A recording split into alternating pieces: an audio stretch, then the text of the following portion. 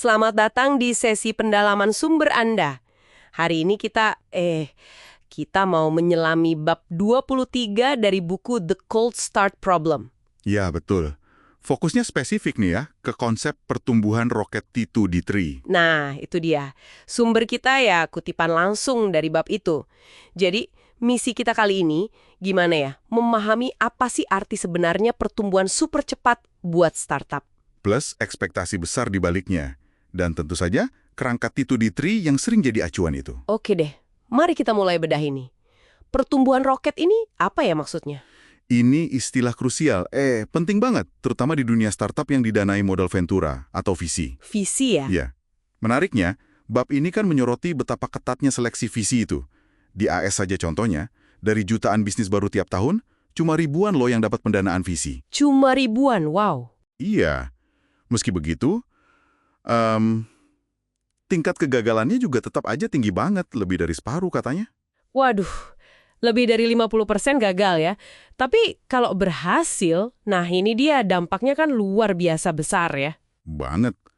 Sumber kita nyebutin tuh perusahaan kayak Google, Amazon, yang didukung VC, sekarang nilainya triliunan dolar. Betul. Bahkan katanya hampir 20% nilai S&P 500 itu dari perusahaan jebolan VC. Nah, ini kan menjelaskan kenapa VC rela ambil resiko tinggi gitu ya.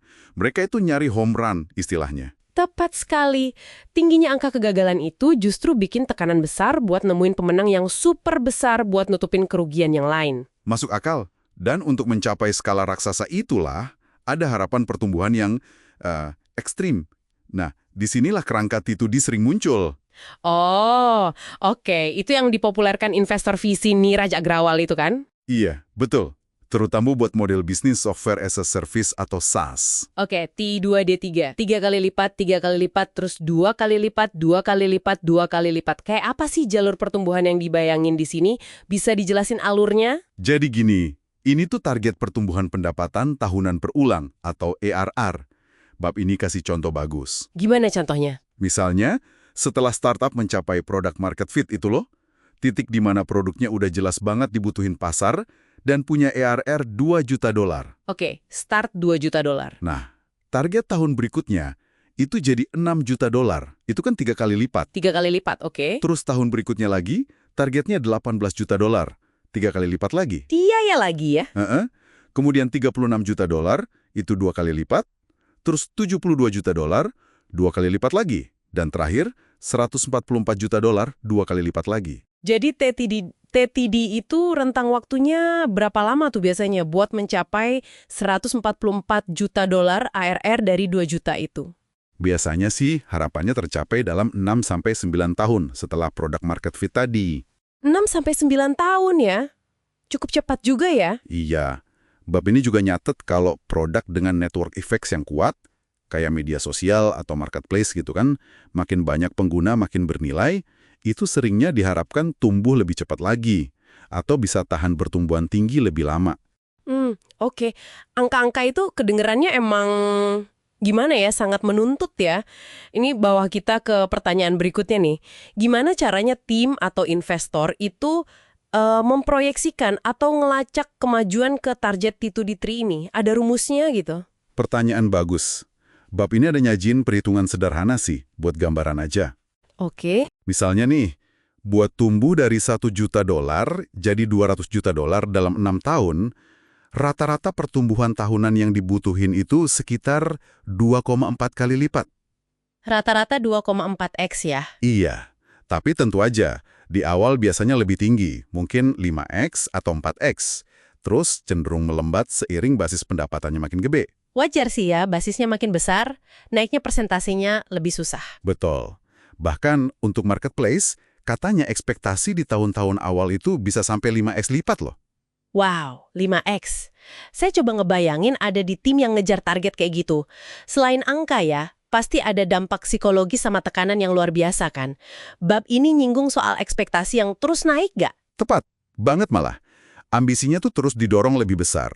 Visi berkembang. Dari yang tadinya mungkin cuma produk buat pasar kecil, jadi mimpi bikin platform global. Wah. Timnya mulai rekrut orang-orang yang punya pengalaman di dalam roket sebelumnya. Mereka nyari orang yang tahu cara bangun skala besar. Orang-orang yang udah pernah ngerasain pertumbuhan gila-gilaan gitu ya? Betul. Investor pun nyuntikin dana berdasarkan ekspektasi masa depan yang terus melambung ini. Selalu ada pertanyaan implisit di kepala mereka, wah, ini bakal jadi the next Facebook atau Google nggak ya? Kebayang sih tekanannya. Konsekuensinya, kalau gitu potensi perlambatan pertumbuhan atau yang di buku ini disebut membentur langit-langit, itu jadi sesuatu yang sangat menakutkan ya buat startup kayak gini. Sangat-sangat menakutkan. Karena kalau momentum pertumbuhan cepat ini hilang, wah, talenta-talenta terbaik bisa cepat banget pindah ke roket berikutnya yang lagi kenceng. Oh iya bener juga. Pendanaan juga bisa jadi seret, bisa mengering. Ini bisa jadi awal dari akhir cerita startup itu. Risiko banget ya? Tapi sisi baiknya juga ada. Seperti yang ditekankan buku ini, produk dengan network effects kuat, kalau berhasil melewati fase pertumbuhan roket ini, biasanya jadi sangat kokoh dan sulit digoyahkan kompetitor. Oke, jadi bisa kita simpulkan ya, T2D3 ini fungsinya kayak semacam patokan populer gitu ya buat lintasan pertumbuhan super cepat yang diharapkan dari startup-startup pilihan visi. Iya, semacam benchmark lah ya. Dan ini semua didorong oleh potensi keuntungan finansial yang masif buat investor, meskipun perjalanannya penuh resiko dan ngasih tekanan luar biasa ke tim yang ngejalaninnya. Betul.